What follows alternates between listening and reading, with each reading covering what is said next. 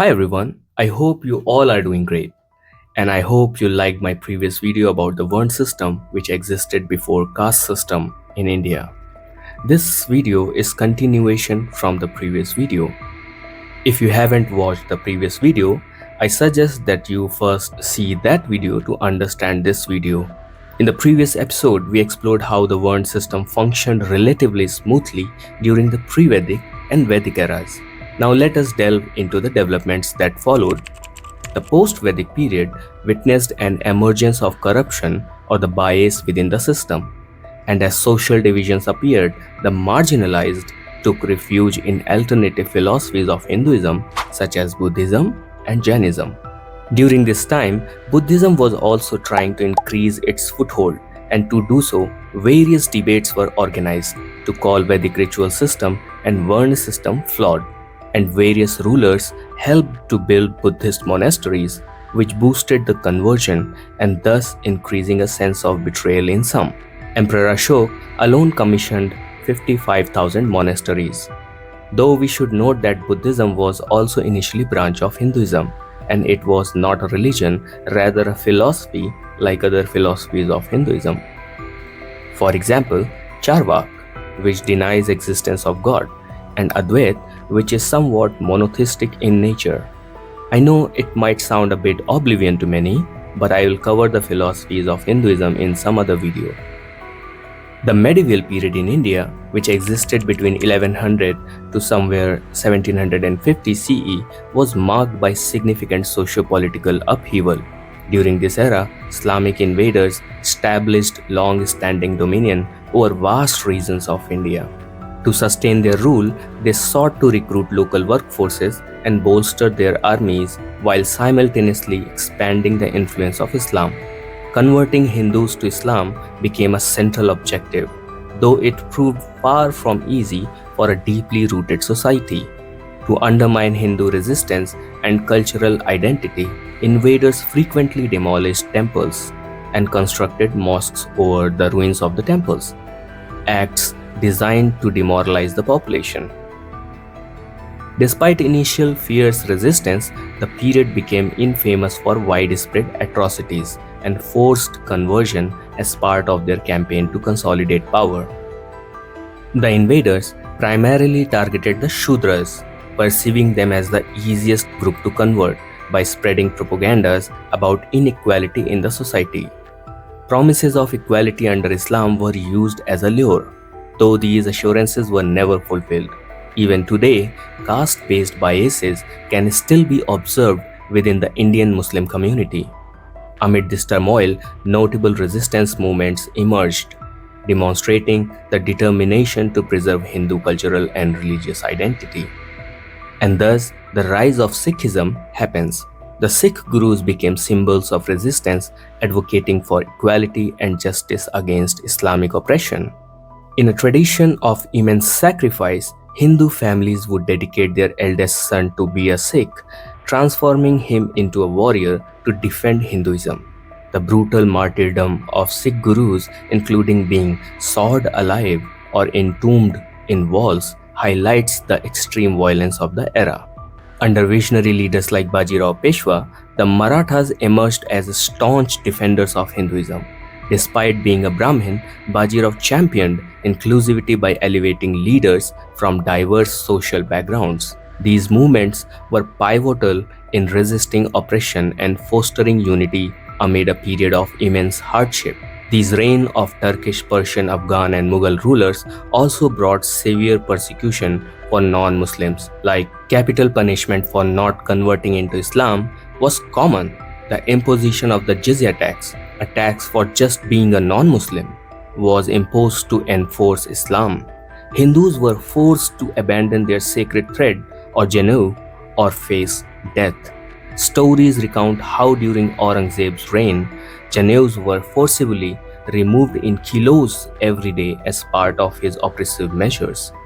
This led to a significant migration of Brahmins, Kshatriyas, and Vaishya into the Shudra class and Islam, further distorting the Varna system. And this fear and persecution of Hindus brought some rigidity in the Varna system.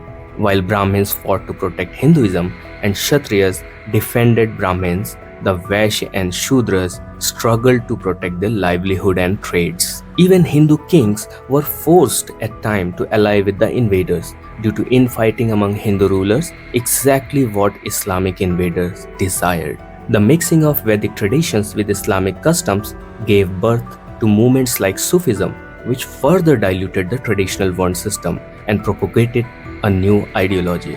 The confluence of these events deepened the divisions between different jatis and Varna or caste within Hinduism, fostering animosity and weakening the social fabric.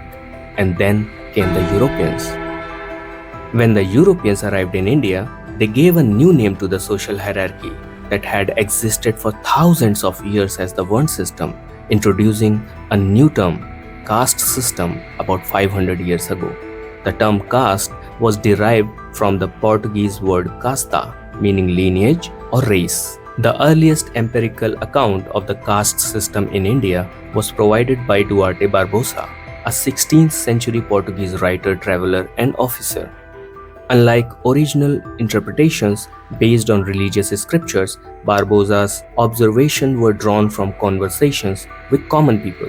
His narrative made no mention of the Varna system, but instead categorized the structure with whatever he was able to understand, marking a shift in how Indian social divisions were perceived and described by Europeans. The link for Barbosa's book is provided in description of the video.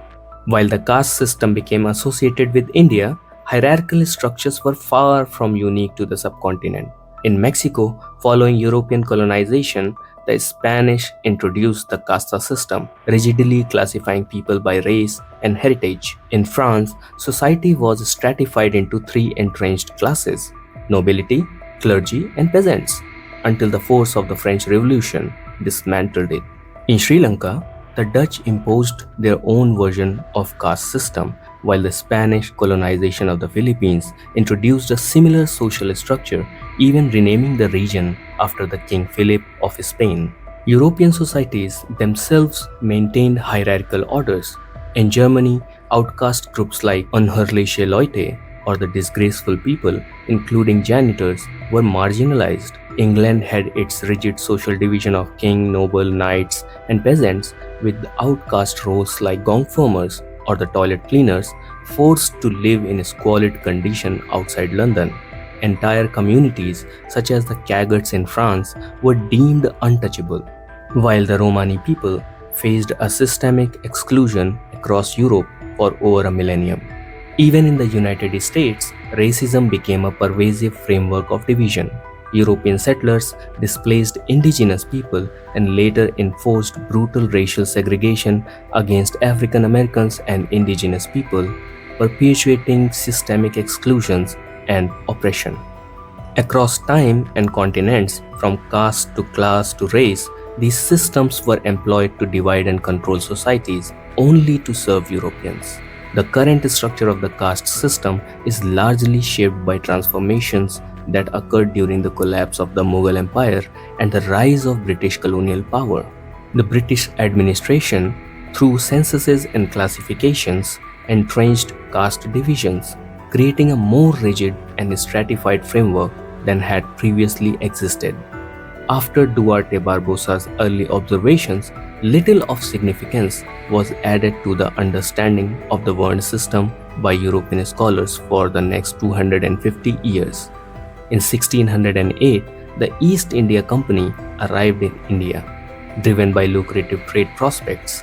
To facilitate this, the Charter Act was passed by English authorities, allowing the company to study and understand the Indian Hindu system, social, cultural, and religious structures to strengthen its political and economic foothold. Fueled by a sense of racial superiority, Europeans sought to dominate and justify their rule by portraying their own culture as superior to India's. This mindset led to a rediscovery of the caste system by British administrators, Christian missionaries, and Western Orientalist scholars who collectively imposed a colonial narrative that redefined caste for their strategic purposes. However, this was no easy task because Hinduism does not have a single holy book or central authority.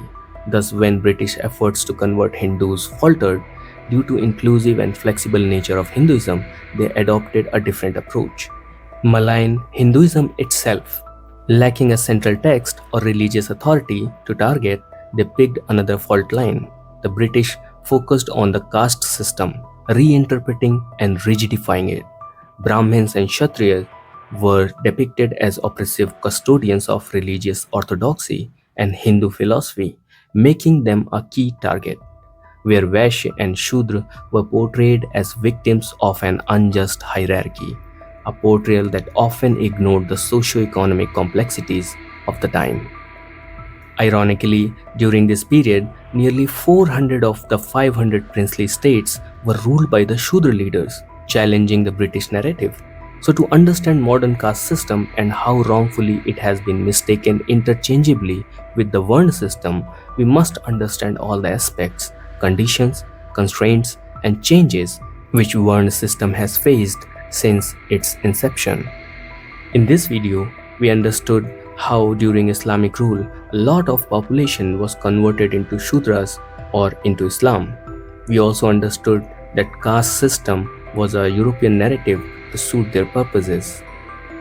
In the next video and the last video of the series, we will blast open and explore how the British created modern caste system and leveraged divide and rule tactics among Hindus, and how post-independence Indian politicians continued to exploit caste dynamics for their own personal gains. Hello friends, if you think you have learned something from this video, please press the like button, press the bell icon, share the video with your friends and family, press the subscribe button. Till then, goodbye and thank you.